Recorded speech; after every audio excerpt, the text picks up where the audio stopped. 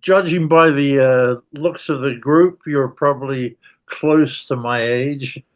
So this actual presentation is was put together by myself and with a bit of help from Rick Nungester, and I'll explain Rick's uh, participation in this in a few minutes. But we have something like 75 members, and they range from technicians who are in their 20s to folks like me at 78. So the presentation was to sort of cover everything that any technician, general, or extra might want to own for the purposes of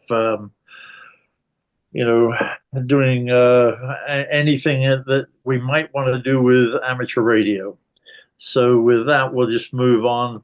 We're going to cover the tools, hardware, test equipment, software, and some resources where to go and get more information. So we'll move on into the tools, starting with the tools that are technicians. I'm sure you guys have all got everything here, so I won't go through all of this stuff. But there are different types of wire cutters, end cutters, that kind of stuff.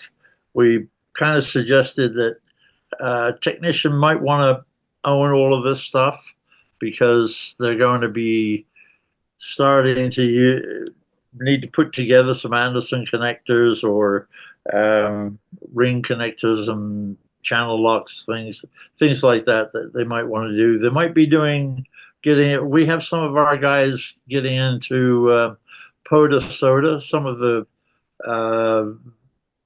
technicians who have only got handhelds or going up to Mount Spokane and making communications on VHF and UHF from up there, activating Mount Spokane both as a SOTA and it happens to be a park as well. So they get a double whammy with that one. And I've taken several groups up there. Obviously, there are more tools that they might want to have: Allen wrenches, files, tweakers, magnifying glasses, box cutters, that kind of stuff as well. So just recommendations to them to start collecting all of this stuff. Obviously, they're going to need power tools as well. So we're talking about I have these Ryobi tools and Dremel tools, and of course a power supply if they're going to actually get themselves a mobile unit or a base station unit. Hey, Jeff. Yeah. Somebody had a question. The question is, what is a tweaker tool? Not familiar. I'm sorry? Screen. Tweaker tool. What is it? What is it? Down at the bottom there are the tweaker tools. They're basically a sliver of metal, a tiny screwdriver blade that is mounted into a plastic tool, and the blue one has one that's sort of inset. They're used for adjusting very small. If you're familiar with the 10-turn potentiometers, very, very small ones that are on equipment. And basically, I replace, when I'm working on Astron power supplies, they have a single turn 1 k ohm potentiometer that's an open skeleton type of single turn potentiometer, and I replace those whenever I work on them with a 10-turn pot, which is totally enclosed. Bournes make them, and that's actually a Bourne's tweaker that's used. So just think of it as a very, very small screwdriver blade that's embedded in plastic. The idea is that when you're adjusting things like very small variable capacitors, you're not going to change the capacitance. So, and the black ones are all plastic. They're solid plastic. They're used, they're hexagonal, they're octagonal, they're square, and they're used for adjusting IF, the pots and things on radios. When you work. Non-conductive, non-magnetic. I understand. Thank you. Yep. Okay. Yeah, moving on. I do a lot of work on Astron power supplies. In fact, I don't know if you guys know Rob. He lives out on the West Coast, but is a member of the Spokane DX Association, and he does a lot of expeditions and stuff, and sends me his power supplies to work on. So here's some other equipment that a technician might or should consider buying anyway. Obviously, a decent Weller type soldering iron, desoldering wick, solder suckers, inverter, and a station clock. And then obviously a continuity tester. That's the far left one.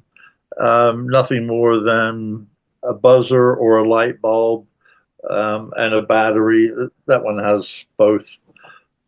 And that's just for checking continuity. And then, of course, there's a myriad of different multimeters, from the first one on the left there, the red one, which is a Harbor Freight special at, I don't know, $5 or something like that, to the Fluke at the far other end, which is up in the several hundreds of dollars range. So, Price tag on the screen.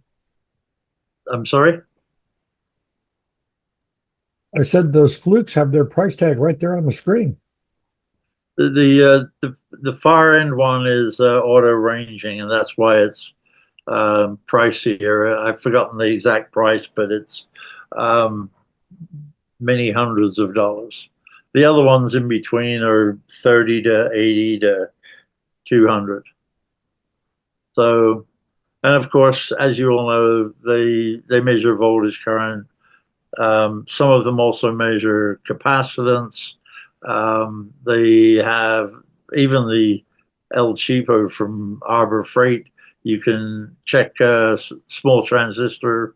It has a socket for that, but they all have a diode mode.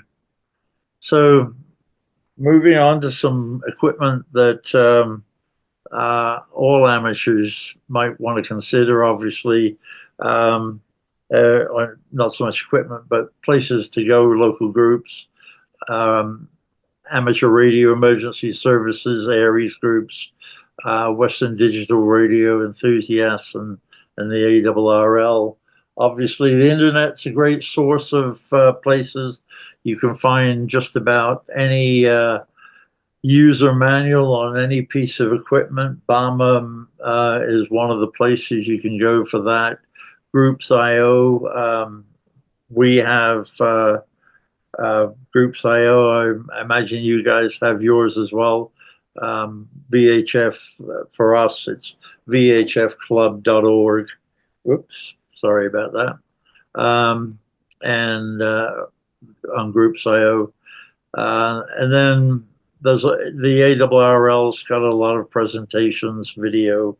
And of course, there's a lot of stuff on YouTube, and Ham Radio DX, DX Commander, and Ask Dave are three of the fairly good ones to check out. And then going on to the actual equipment for generals and beyond. And again, these are going to be presumably, the assumption is that they'll be actually making things and repairing things. Technicians tend not to uh, be that far along yet. So they're just sort of starting into it, where the generals hopefully are doing a little more than just memorizing the answers to the test and getting their license. So there's a lot of different soldering stations. They're a lot better than a soldering iron because you can ramp the temperature of them up and down. Uh, there's desoldering stations far right bottom, and I have one of those. So you can actually desolder using that pistol-looking thing and suck the solder off of. They kind of work a little bit better than braid, but there are times that I still use a solder sucker, so they are not the bee's knees, as it were. Um, this micro torch, I find that useful, particularly if I'm trying to solder something fairly chunky. Um, so you can put a very nice, sharp, pointed fire onto a chunk of metal and um, make a solder joint with it. The IC puller, the green thing, it just has two hooks. If you're removing chips, they're a handy tool to have. And then the dongles that we've got, like the RTL, SDR. A lot of radios don't have waterfalls. A lot of them, the newer ones, of course, do. But if you've got one of these RTL SDRs, it's the poor man's waterfall for um, a, a guy that's got a radio that doesn't have one, and they are useful. So, and very inexpensive as well. You just need a computer. Then there's actually some test tones that you can find if you dig deep enough in the menus and the instruction manual for the Bofang UV5R. So it's a way to find some test tones if you don't have any. The Eaton Elite Executive is a handy, it's an FM broadcast radio. The one I have has a crank handle. It has a USB charging port. So they're very useful things to have around when you have a power outage. The same thing with the FOSS Power Emergency RX. It does much the same thing, but has an additional flashlight and a solar panel. The Stanley FatMax on the far left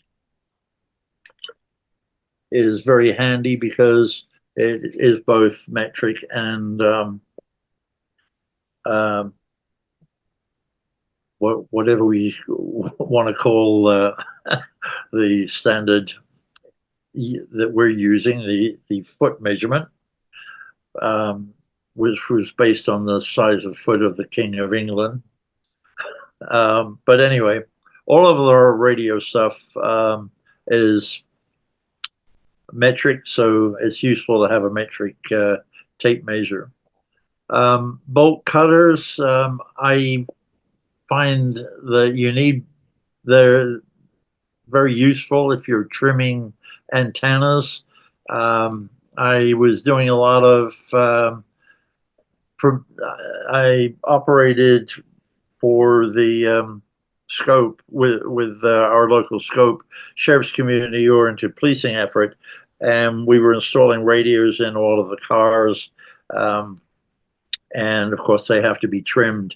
The antenna has to be trimmed to the correct length. Our frequencies were up in the 153, 159 area. So these bolt cutters are very handy for trimming stainless steel antennas. Field strength meter really is the only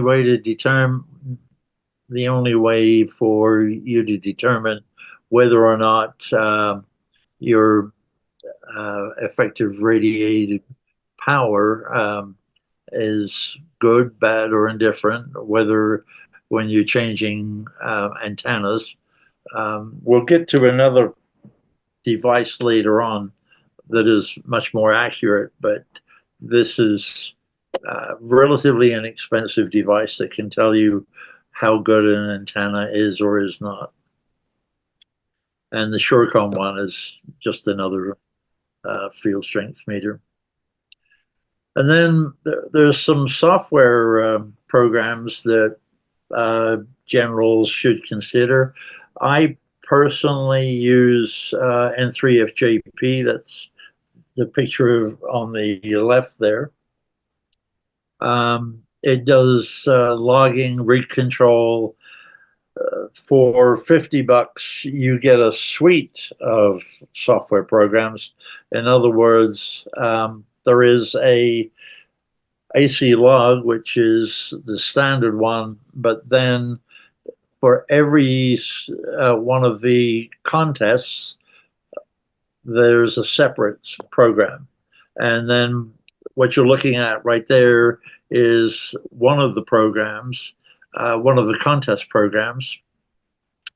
And you can see that when you start to type in a call sign, that over here where it says call, I typed in a K, it gives you all of the possible duplicates that you might have.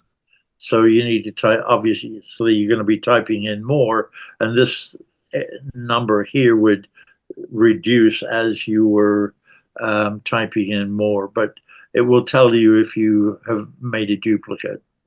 It keeps track of all of the, in this particular contest, is keeping track of all of the states and the Canadian provinces. So the ones that are in blue are the actual states that I've talked to during this contest, and the ones in red are the ones that I have yet to talk to. So I did a screen capture there just so that you can see that it's keeping track of everything. Up in the top right hand area, it keeps track of the number of contacts that I've made, the total number of phone contacts, the number of points, keeps a list of them here. This is the running list. So it does a tremendous amount of tracking of stuff for you. It has a gray line map, not a colored one like this one on the right. But basically looks the same in black and white. It keeps track of your wards, so it's very easy to go and find out, for example, where you are in terms of how many states you've talked to, how many counties you've talked to, how many countries you've talked to on each of the bands. And if you have made your 100, 200, or 300 on any given band, then of course you know that you can apply for that award. It also links to DX spotting, so you ideally want to operate it with two monitors, one of which would be the AC log, and the other one the DX spotting if you're going to use DX spotting. And it controls your rig, so if, for example, somebody in the Caribbean is spotted by somebody else in the country, you can click on it with your mouse and it changes the radio to that frequency and loads up the AC log with the person's call sign and where they are. It fills out 5/9, everything that you need. All you then have to do is hit log the person. And if you want to spot them, there's another button you can hit, spot them. So it does all of that kind of stuff. It loads to LOTW, Club Log, EQSL, QRZ, and it does lots more. There is another software that I have that I dislike. So, I mean, it does everything you need, similar sort of stuff. The only difference is it's kind of the Windows version where the N3FJP is more like an Apple, and I'm actually talking to you on an Apple right now. I have both, but I say it's the Windows version because basically every one of these panels here, the score, statistics, the recent contacts, this part, and this part, would all be separate windows that you can move around on the screen and place them wherever you want them. Where with N3FJP, it's a fixed layout. And every one of the contests, the layout is the same. So that's why I like it, because I'm not looking around. Now, where did I put, this panel here, for example? So that's why I like N1MM less. Anyway, then there is another software program you can load, which is the Gray Line Map. And of course, that working in real time, so it just moves across. And as you all know, it just means that your best contact is going to be following that line. So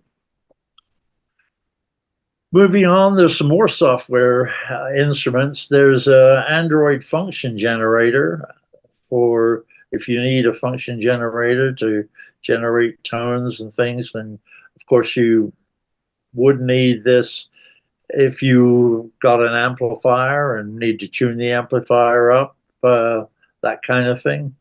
Or if you're doing some testing on repairing a radio of some sort. And there's also another piece of software called Windows Sound Card Scope, which is similar, but it has a scope and a spectrum analyzer.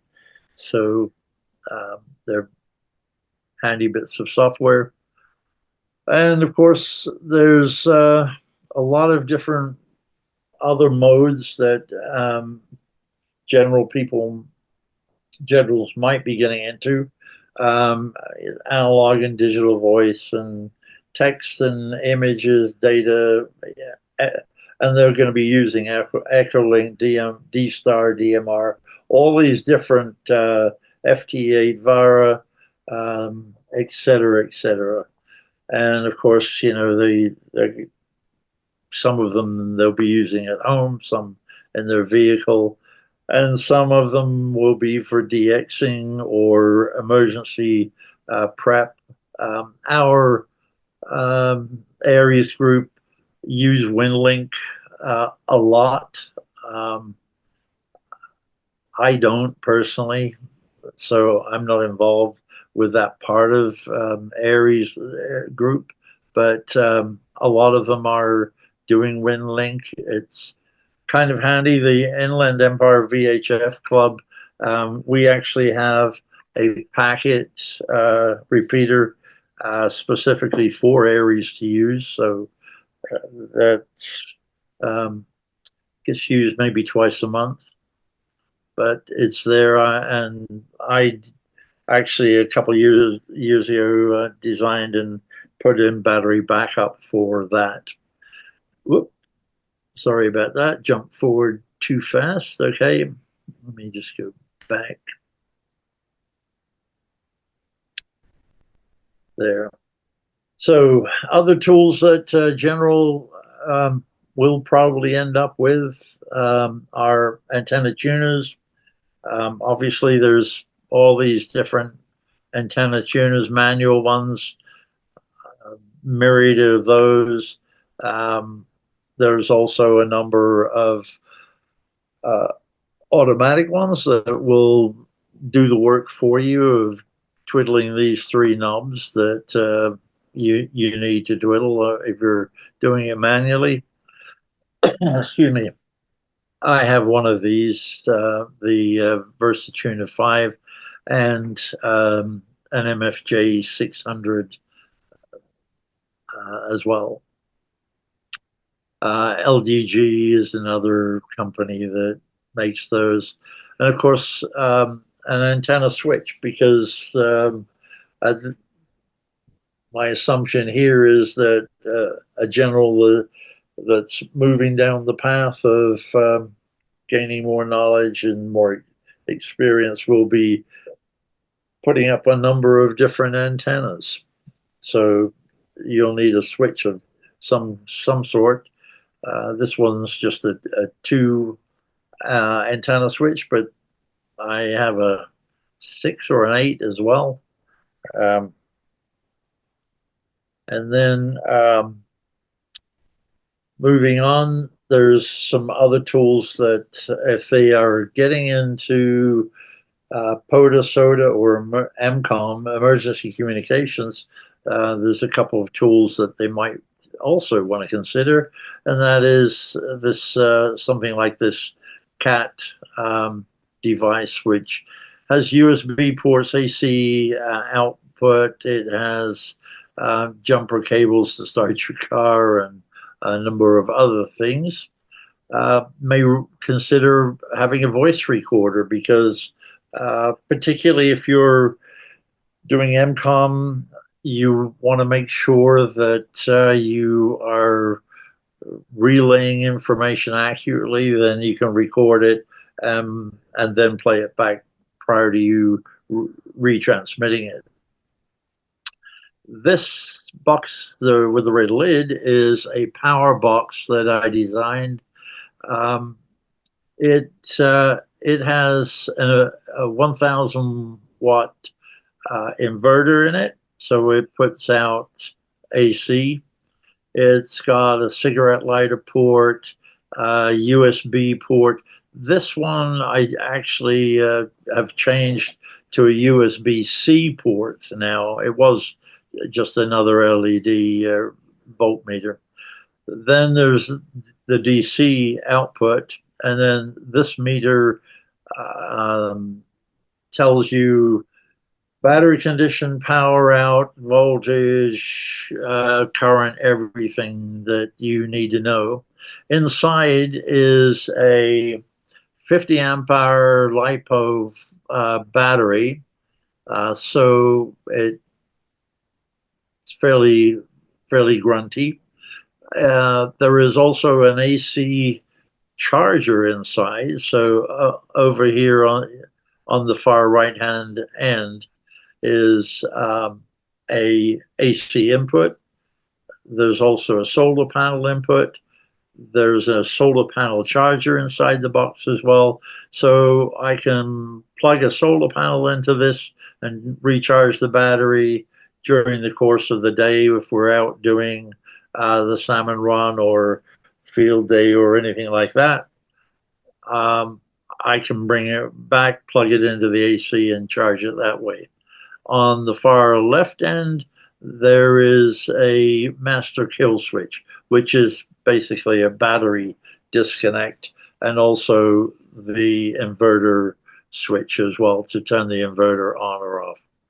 So it with a 50 amp hour battery in there, I've worked it all day and still been able to keep on going.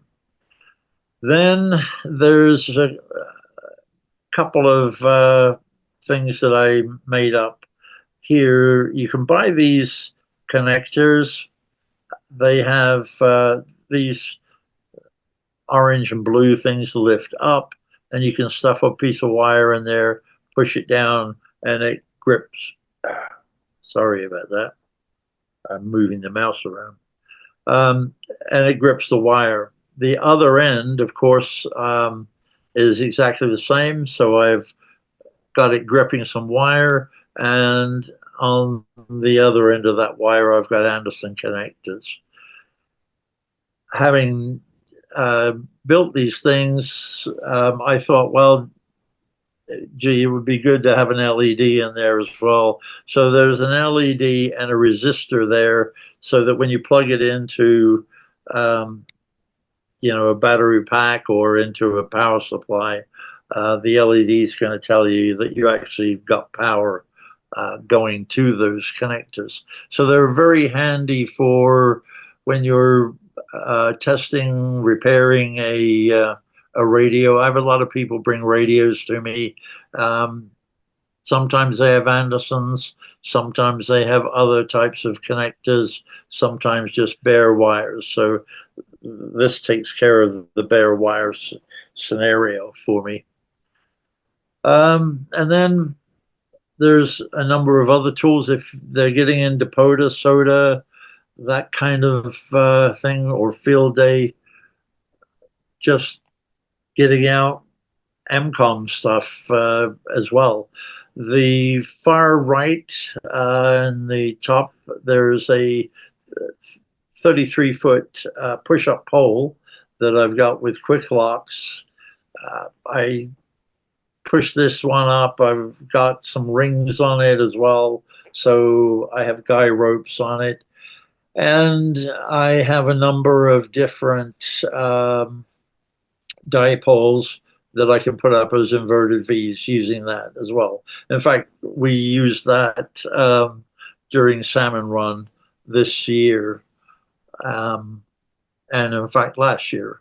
And I go up to Ponderay County, and 2 years in a row have won the Ponderay County Salmon Run Award, largely because there's probably no one else doing it. But anyway, myself and a couple of other guys.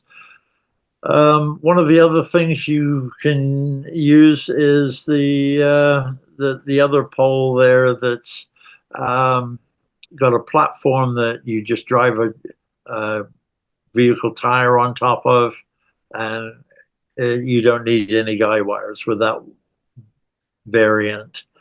Likewise, bottom right-hand corner, there's a device you can plug into your trailer hitch and put your mast into this socket on the trailer hitch. And then that way, again, you can be a little bit faster. You don't need guide wires. Obviously, we were working, operating in a park, so we couldn't take the vehicles into the park. But if we had stayed in the parking lot, we could have used that.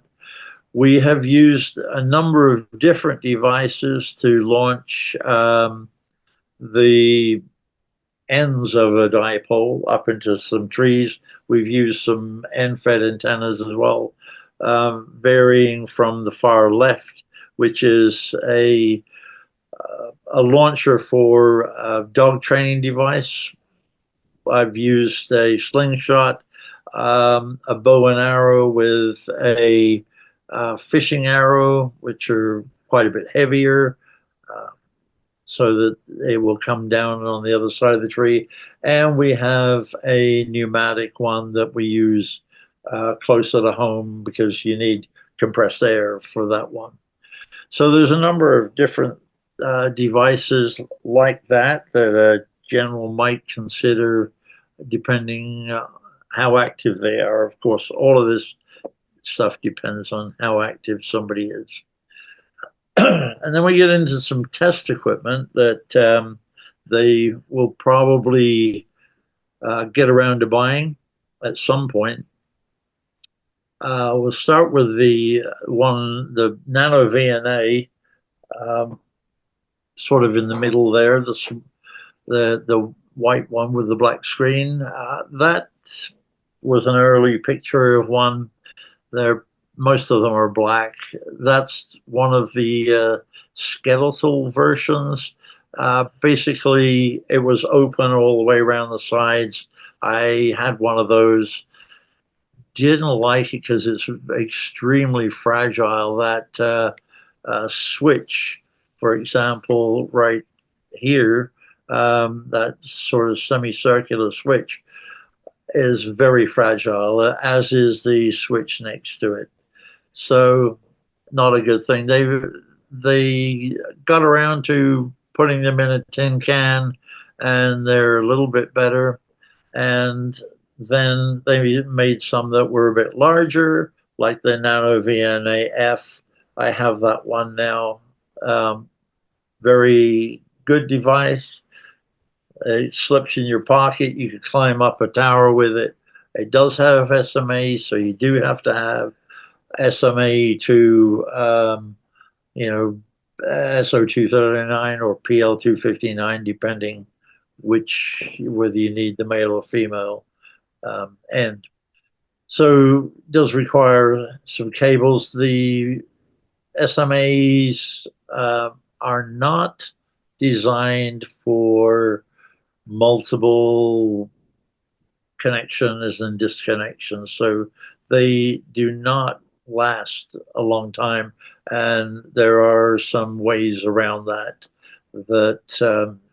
I've got cables that basically stay attached to the Nano VNA that have BNCs and some that have SO239s on them, so that I'm not continually taking the SMAs on and off. Moving up market, we'll go to the MFJ, the black box to the far right there. That device was one of the first ones I purchased, along with the smaller Nano VNA.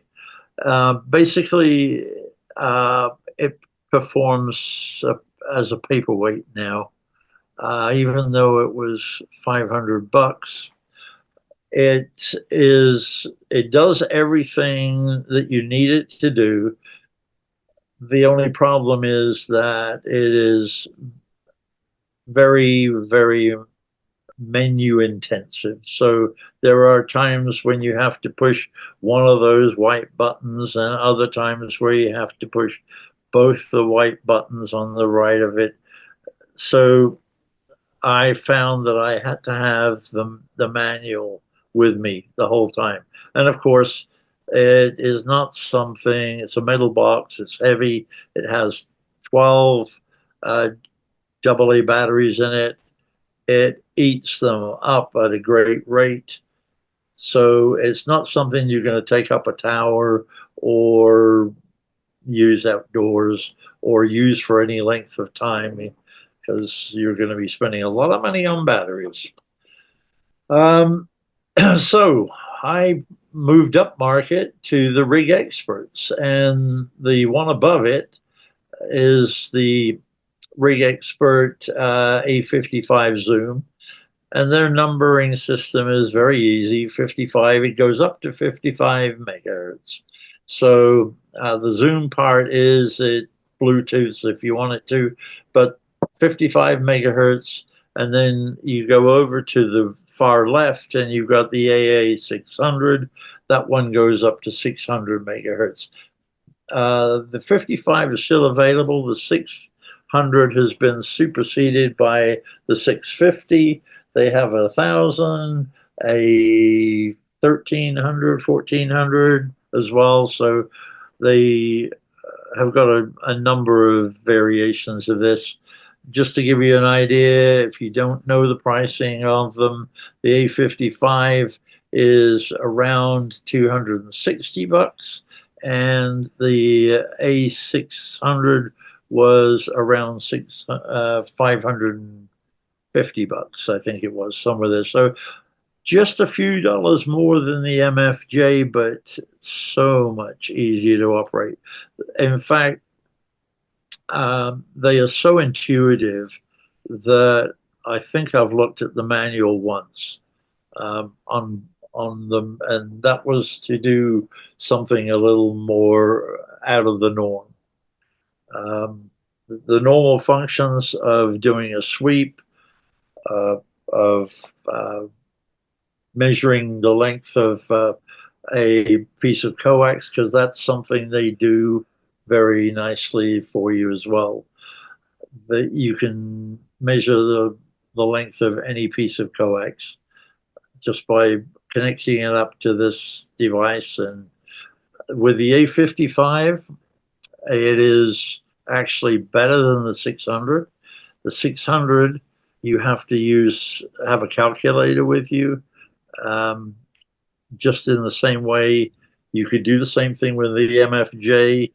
You could do the same thing with a Nano VNA, but you need the calculator. The A55 has a coax length measuring menu, so it does all of that for you, and it's accurate. So it's very, very, I find I use the A55 not quite daily, but very frequently. In particular, for example, we had snow, and as you all know, you get snow on your antennas, wire antennas, and they change. So I invariably will plug in the A55 and find out where the sweet spot has shifted to, that sort of thing. So that's why I am using it so frequently. So anyway, there's are the physical devices. The Nano VNA has some software, and that is this one that is next to the Nano VNA. It's called Nano VNA Saver. And as you can see, you can plug in, you probably can't see because it's so small, but you can plug in your start frequency, your end frequency. You can have a Smith map, and you can do via SWR. You can do a number of other things like phase on the one below that.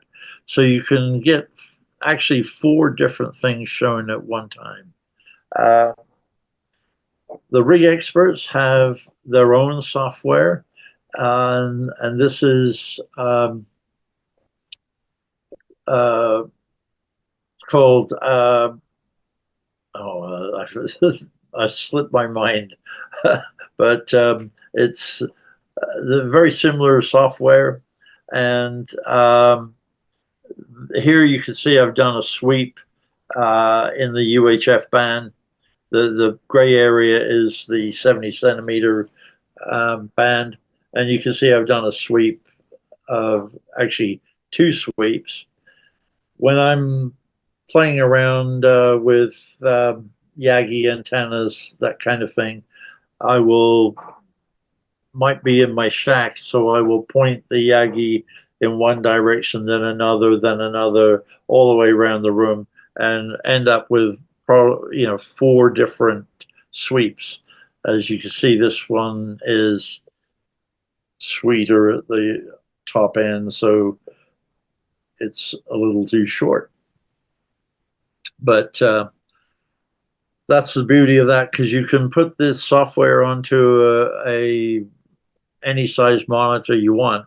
I have a 27 inch monitor that I put this up on. Whenever the the rig experts are plugged into the computer. They are getting power from the computer, so they save power. The A55 uses only two AA batteries, and the 600 uses three. So they are not as hungry as the MFJ. Moving on, what you're going to do with the VNAs and the rig experts is maybe making antennas. I don't know whether you remember a few years ago, John Portune had an article in the QSC magazine for a slot cube antenna, which is the far bottom left-hand corner one. And I made several of them, gave them away to friends. I made several of them because I was trying different things. I wanted to just make some variations on it and try some ideas out, and then gave them away. So they work very nicely. You could test them with the VNAs. The next one over, the Yagi, was another antenna that I purchased and wanted to check out. Another thing that you can do with them is to check out RF isolators and chokes and things like that to make sure that they are they're not eating up your power. So the picture on the far right is actually my my station. You can see I have a hex beam. Then I have a fan dipole going. This is actually north-south, and then an end-fed going east-west, and then a couple of verticals for VHF and UHF. So all of which need to test on a regular basis. I am constantly changing them. In fact, I've just recently taken down the fan dipole. I'm building a fan dipole based on the Stanford Research Institute's variant of it.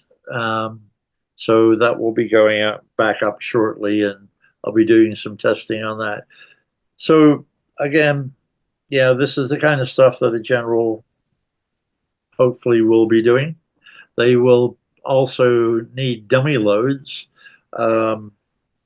largely because we don't want them to be testing amplifiers or putting out tones and being a lid.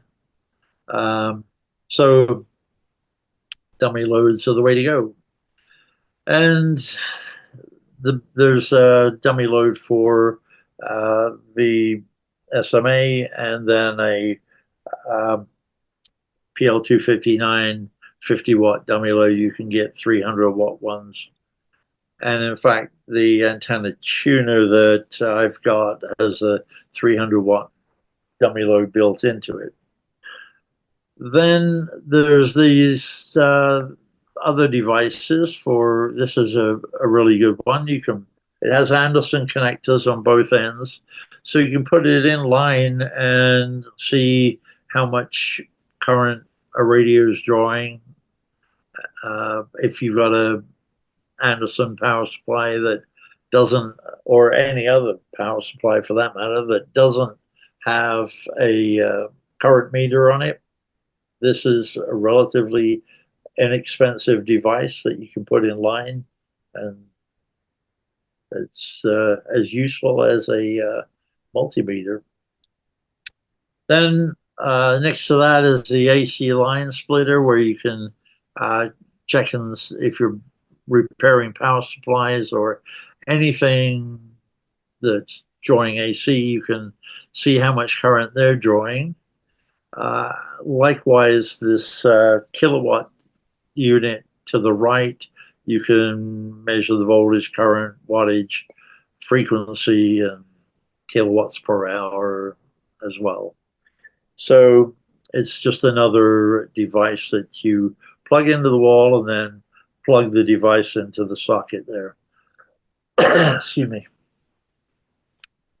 And then we get to some more test equipment that I have, all of it, but a general may start to collect. So let's start over here with far left, the NISI. It's an SWR power meter, analog one.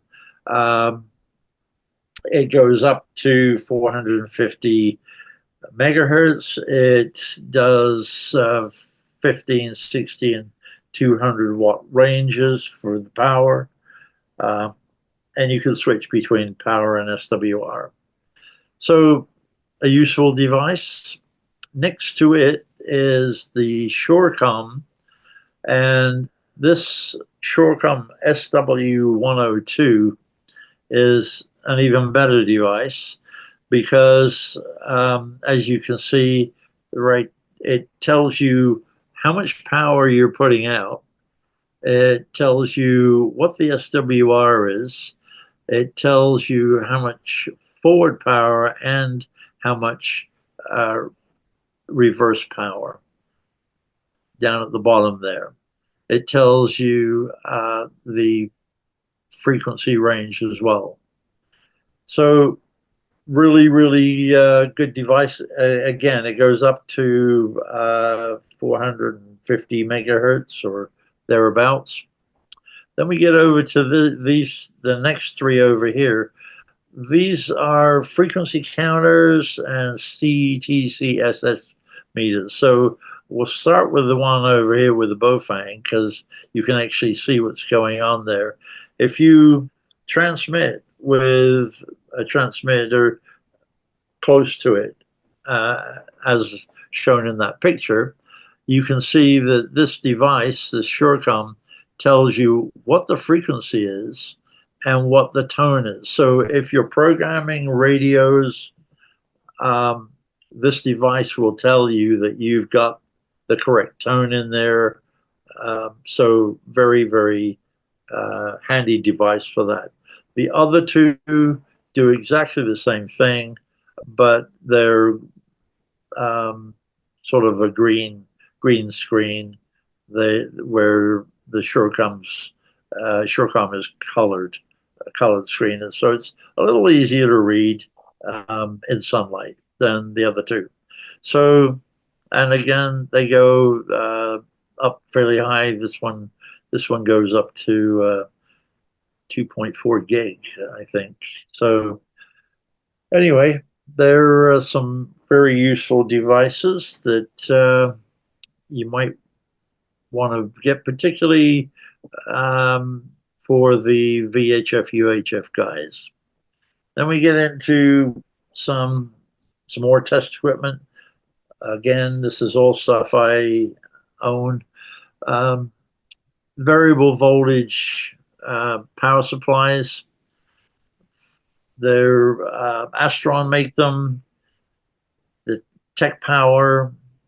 This top word is it does 30 volts. It's actually a dual power supply, 30 volts, 3 amps on both sides. So you can gang them and make 60 volts at 3 amps. This is a 30 amp. The Tech Power is a 30 amp. And the Astron is that's the smaller one, 10 amp one. And then I have this Ratelco, which I'm sometimes working on devices that require higher voltage. So this is a 40 volt, 30 amp power supply.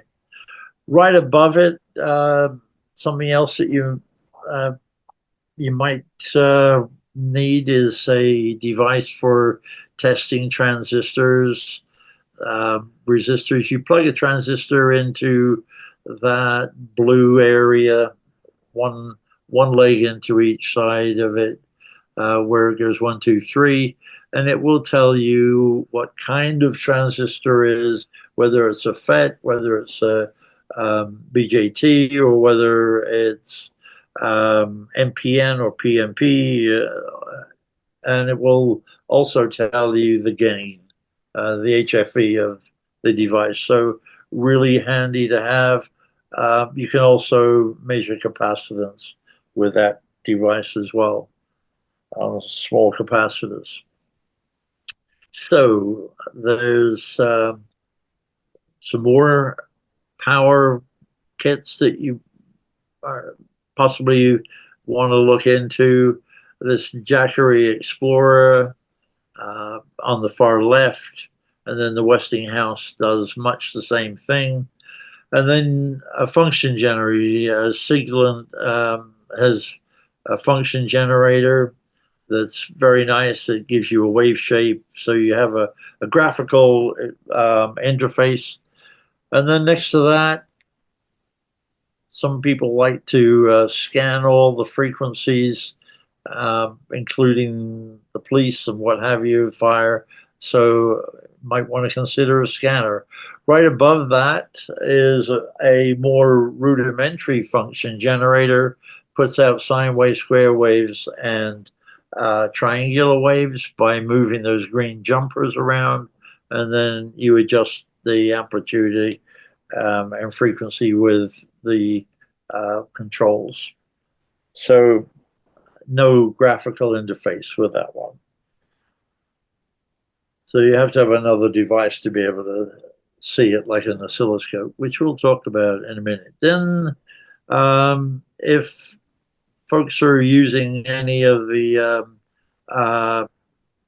digital modes, FTA, JT, all of that shopping list right there, they may want to purchase a Signal Link USB or a Cantronics packet communicator or a TinyTrack Plus. They're all devices that you use audio and may be useful for operating in any of those modes. And then we get to watt meters, and we're I've got a couple, the MFJ one, the 894, and it's unfortunate that company's gone away, but that particular one does UHF and VHF. And then the CN901 just does, well, it does up to 200 megahertz, where the other one does up to 5. So gives you, I particularly like the CN901. It's a very nice, accurate device. So moving on to some equipment that extras may want. Obviously, if you're moving up in the world, doing more and more of this stuff, more and more repairs and things, you're going to need a very small soldering iron, and the EC3001 is a very fine solder station. I have most of my runs from my shack to the tower are about 100 feet, and I have LMR 600 and a combination of LMR 600 and LD 450. I do have some LMR 400 that will eventually get pulled out and replaced by the LD 450. So for that, you need that device, that sort of plum colored device there, goes in a drill bit, and it automatically peels off the cover for LD450 and cuts it down to the size that you need to put the PL259s on, or N connectors, depending which you're using. If you're going to be working on a lot of this stuff that is real tiny these days, you need not only to have no shakiness in your hands, but um, at 78, my eyesight isn't as good as it used to be. So having a microscope or an electric a microscope that's got a camera that you can project onto up on a TV monitor would be really, really useful. And as I said, I've got 4 antennas up there. I have had more. I had a G5RV or a variant of it anyway for a while. And I'm constantly trying different antennas out. I've got a gray line flight pole antenna that is going to go back up, and I've got a Wolf River coil vertical as well. So I actually have got this Rat Pack 6-way connector. This is on the tower, so all the antennas hook up to this, and the controllers and the jack. The other way, of course, to do it would be using the Delta 4 4-way over there, that sort of thing. But eventually I will have all 6 antennas connected up. Microscope or magnifying glass, so that's some more tools it might they might consider. I've found when we've done salmon run, that kind of thing, one of the other guys that comes with me is doing CW. I'm doing sideband, and we have a third guy who is doing the logging, and he's logging on a couple of computers.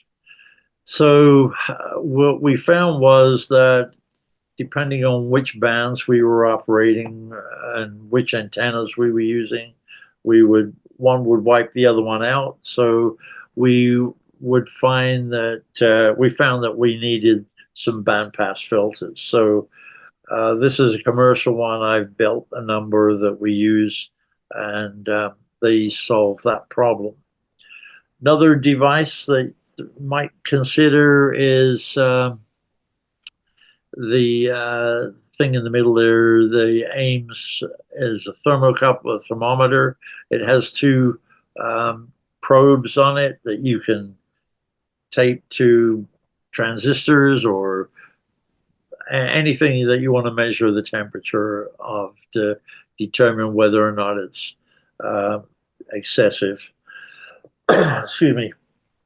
And then next to that is the Laser Grip GM400, which is another device. So I have, it is, you just point it at whatever you want to measure the temperature.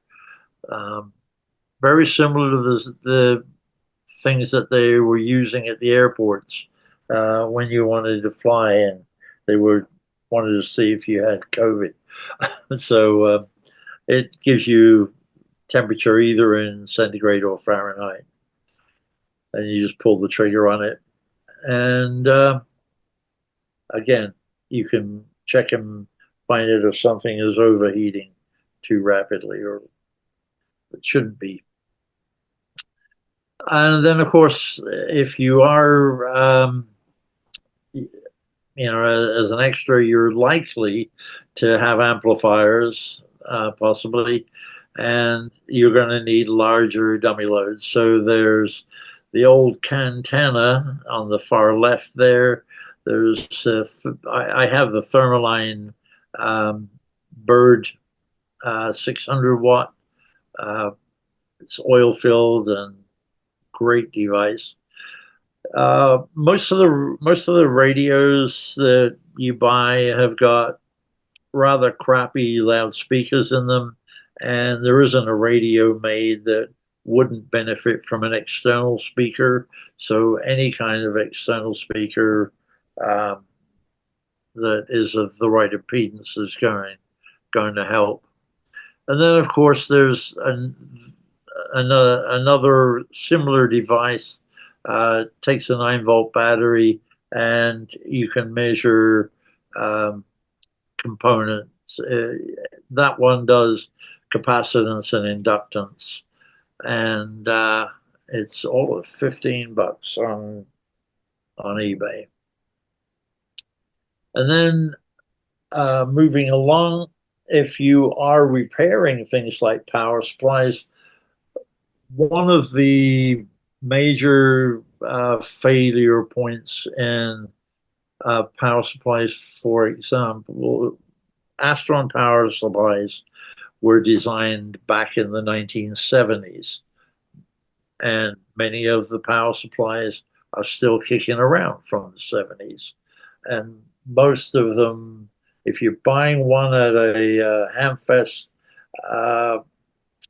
it's very likely that it's older, unless it obviously looks newer, but a lot of them are very much older. And one of the major failure points is the main smoothing capacitor, C1, in the schematic.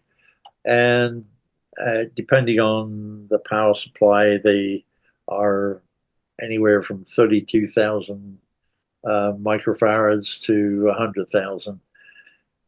And the beauty of Astron as a company is that you can buy the capacitors, you can buy a new board that's fully populated. So if you want to update a old Astron power supply, it's very easy to do. So you can buy new capacitors. They're $23 or something like that. So not not exorbitant. The board, I think, is $30. When I'm repairing them, I offer folks the option of having a new board, or I can add the parts to the older boards to bring them up to the latest and greatest. It's up to them if they want to spend the money. So that's one of the things that you will need is an ESR meter, which will tell you whether or not the capacitors are leaking. So that's a good device to have around if you're doing that sort of work. Function generator, again, this one goes up to 2 megahertz. Handy tool to have. That's that same function generator I showed you earlier. And then this device, if you're, excuse me, if you're suffering from RFI in your shack, or trying to find a noisy wall wart or something like that, this is a handy device to have, the K18 wireless bug detector. And then if you're working on, particularly if you're working on old tube radios and things, you're going to need to have an RF signal generator as well. So that's another handy device to have. And then we get into a few others. There's the a multi-function counter, the Regal the spectrum analyzer. There are crystal oscillator tester up here on the top right. There's another portable frequency spectrum analyzer rather. So these are some other devices that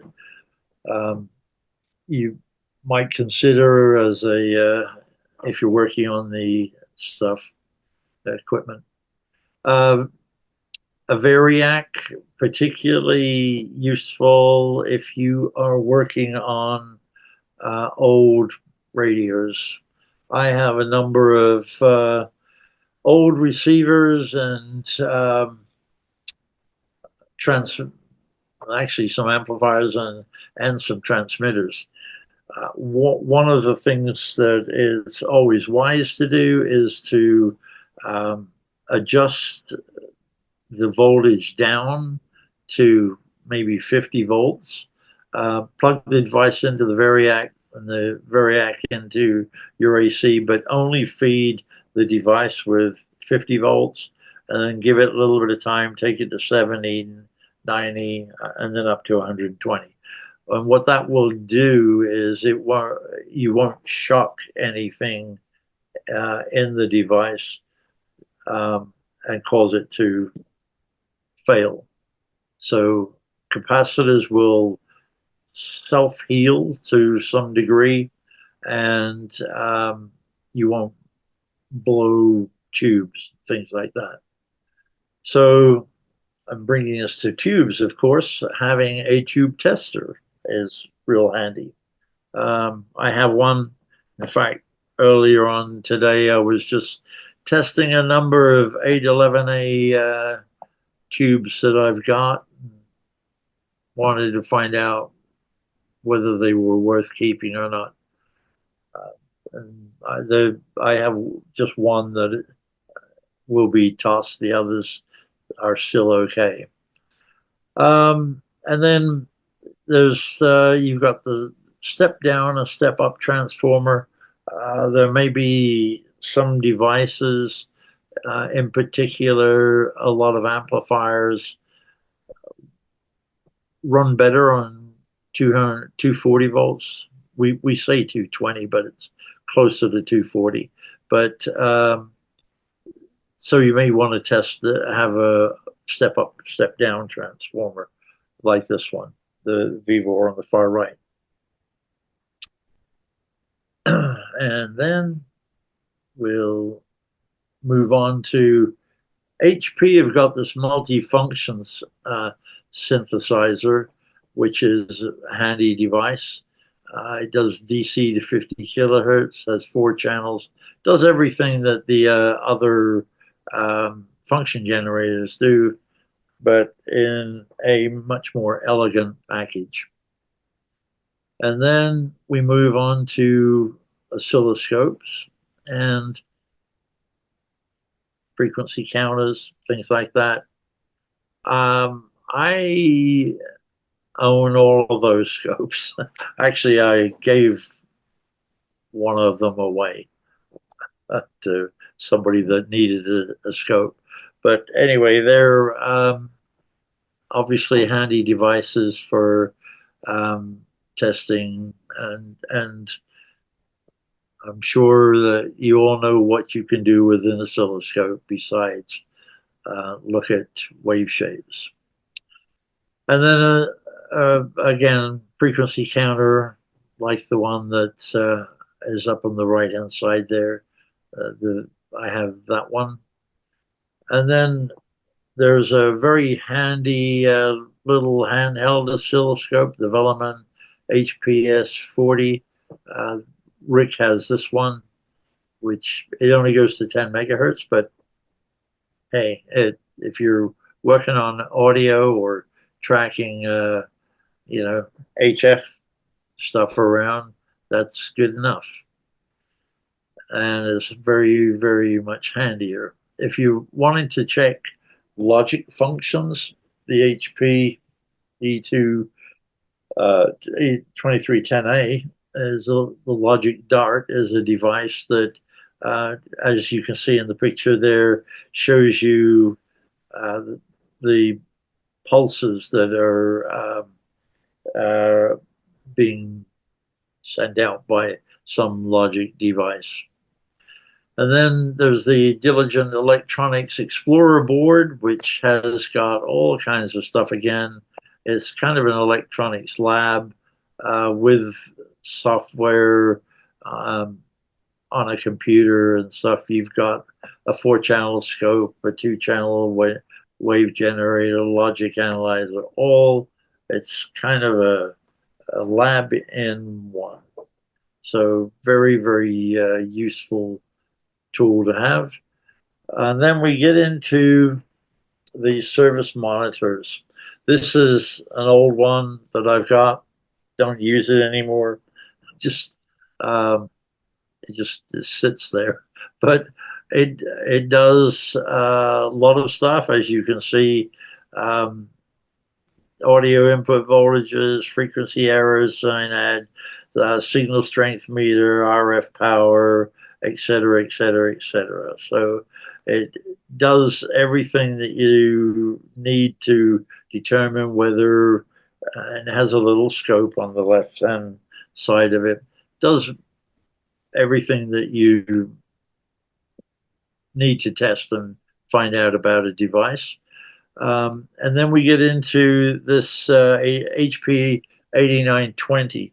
And by the way, my buddy Rick was one of the design engineers on this particular device, which is why it's part of our presentation. It does everything that the previous one does and a bunch more. And we did a presentation, or he did a presentation on, particularly on this device back in November of 21. And it does an incredible amount of, gives you an incredible amount of information on any piece of equipment you're testing. And it goes to 1,000 megahertz. And then there is the Motorola equivalent. And I actually have the Motorola, well, mine, you'll see mine in the next slide. It's not a color screen, it's an earlier one. This is the latest version of it that it has a colored screen, but it has sweep generators, audio generators, cable fault locators, tracking generators. It will spectrum analyzer. It does much the same stuff. And here's some of the things. Bottom right hand corner is the one I've got. It's the same device, just with a green screen. And you can see up in the top right hand corner, there's a spectrum analyzer. It's showing you an AM signal. And below that, you've got a modulation, the modulation screen scope. And then over on the left, again, another modulation scope, the colored ones, and the spectrum analyzer on the colored one as well. So they look similar, just one's colored and one isn't. The beauty of this is that it has an antenna input, right, top right hand corner of the device there. So I have a 19-inch small antenna on there, and I can monitor. I plan to run. Actually, I've got a run of RG8X that is going to go to a discone on my house, so that it will be a little bit higher. But right now, I can monitor every repeater, excuse me, and looking at the bottom left-hand corner, the repeaters look something like that when they're active. So I can look at that and see whether or not it's putting out the same amount of power that it was putting out a week or two ago. If somebody starts questioning that one of the repeaters is off frequency or lower in power, I don't have to get out of my armchair to well, out of my chair in my shack to check it. I just turn this on and I can check it right off the air. The other thing I can check, of course, is when people are talking. I can. Whoops, sorry about that. Let's go back one. Far right hand side again. The modulation scope. I can, when people are talking, I can see whether or not they're clipping, whether anything abnormal's happening. The other thing you can do hundreds of things with these devices. The other thing that I particularly use them for is with handhelds. I did a lot of experimenting with.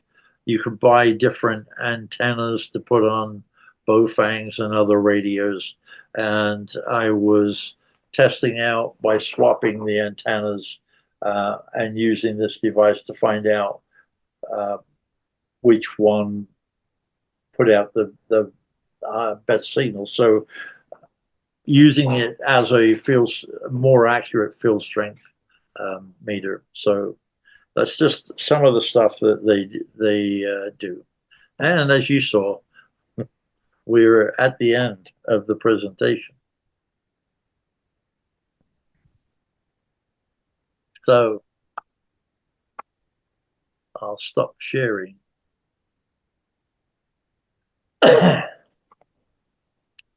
So I just wondered if anybody had any questions about any of that now. Questions, comments? I got all kinds of thoughts. I was surprised how much I kept up with the components that you have, the test equipment you have that I have. Couple things I would add is a dim bulb tester if you're playing with tube equipment, and also an isolation transformer, although it's still a bit of a mystery to me of just exactly how much protection you're getting. I am curious, what's your favorite Baofeng antenna? I'm sorry, what about the Baofeng antenna? Your last few comments was about your favorite Baofeng antenna. Which model and make is it?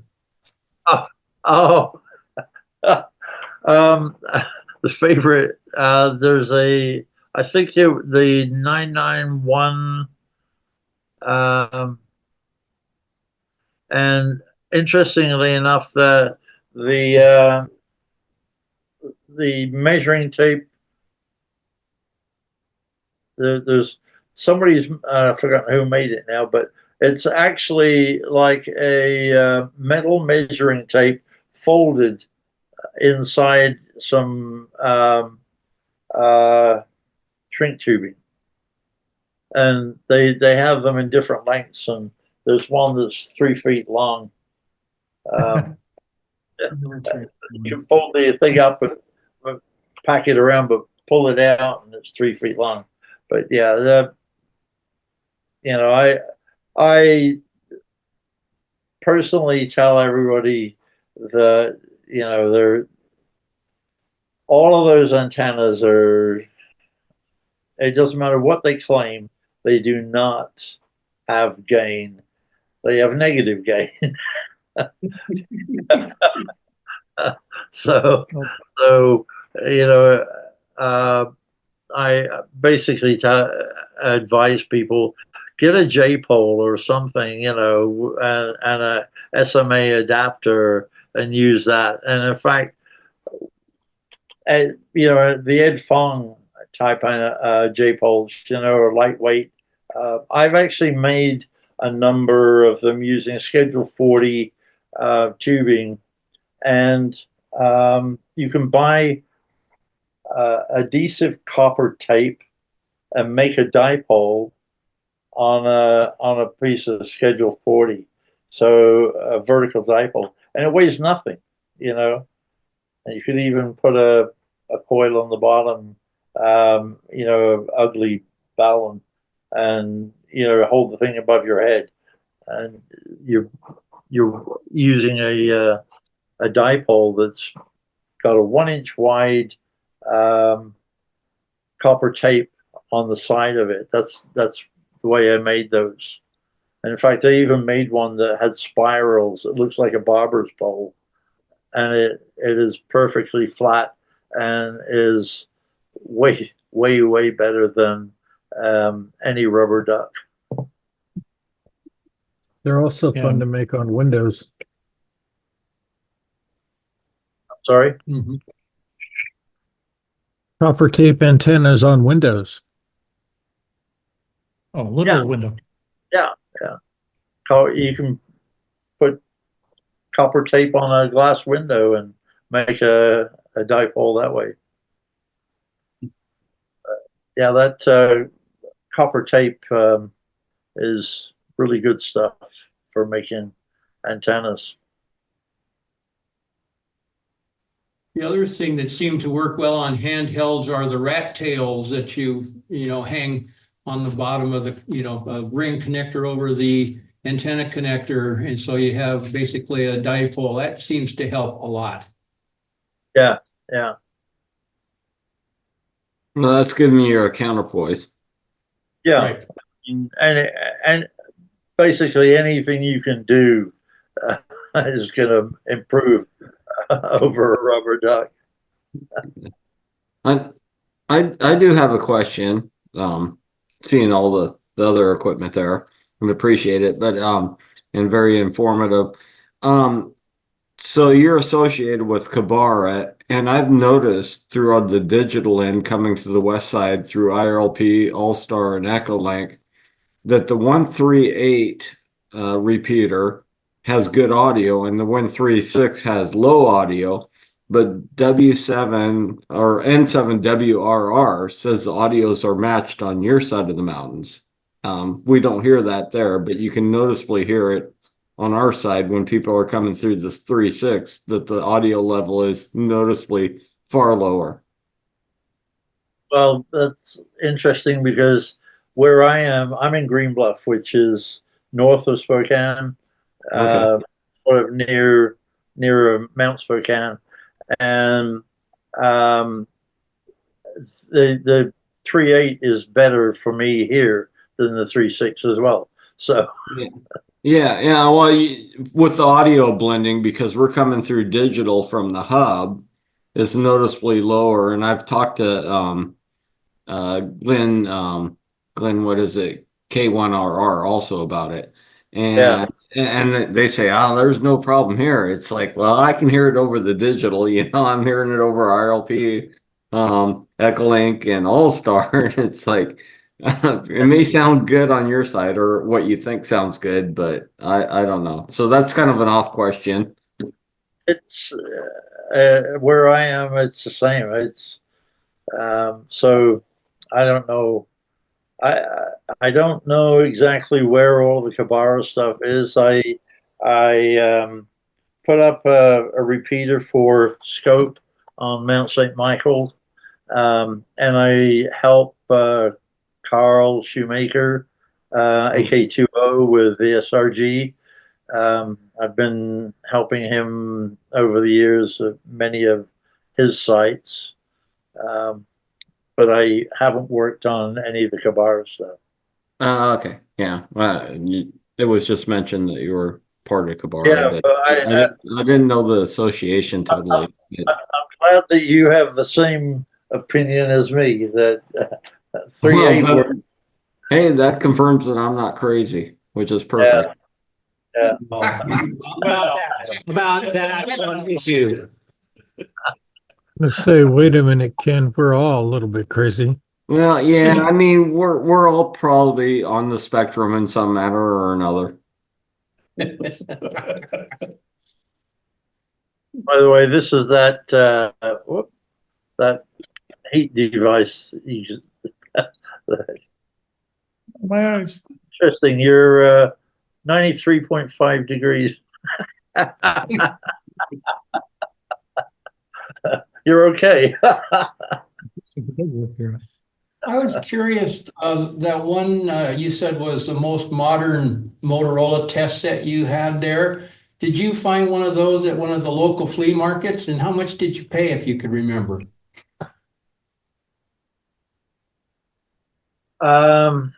It mine's the green screen one. The more modern one is the colored one, and I don't remember what I paid for it, but if you look on eBay, I think I was looking at some that were close to like a couple grand for the Yeah. new. Thanks. I have a question about calibration. I know in industry that everything gets calibrated about once a year, maybe it's 2 years.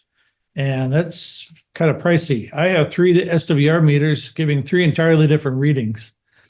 And I know that the latest, greatest one I got, trying to figure out how to turn it on, I accidentally did a reset to defaults. So I don't know where that is in calibration. What do you do about calibration? I don't have that problem. I don't have um, anything. Like both the rig experts agree with my Nano VNA for SWR. So, and they're the devices that I use all the time. So Maybe I'll get one of those. there is no calibration procedure for the rig experts that I'm aware of, anyway. You should like use some resistors, like a 25 or Yeah, 100 ohm you resistor, which should give you a 2-to-1 SWR on a 50 ohm circuit. Okay. You You know, can. or maybe a 200 ohm resistor should give you like a 4-to-1, and just as a sanity check. But good Except that calibration kit all is resistive about. loads when you're doing that. Oh, yeah. Yeah, price is the problem. Yeah, resistors are cheap. Any more questions, guys? Thank you very much. That was enjoyable. Thank you guys for having me, and hopefully you stayed awake. Oh, yes. Oh, yeah, it was very interesting. Happy New Year, Jeff. Happy New Year. And look forward to meeting some of you guys when I come over to your side of the state. Good. That's great. Thanks, sir. Take All care. right. Thanks. Good Thank you. evening.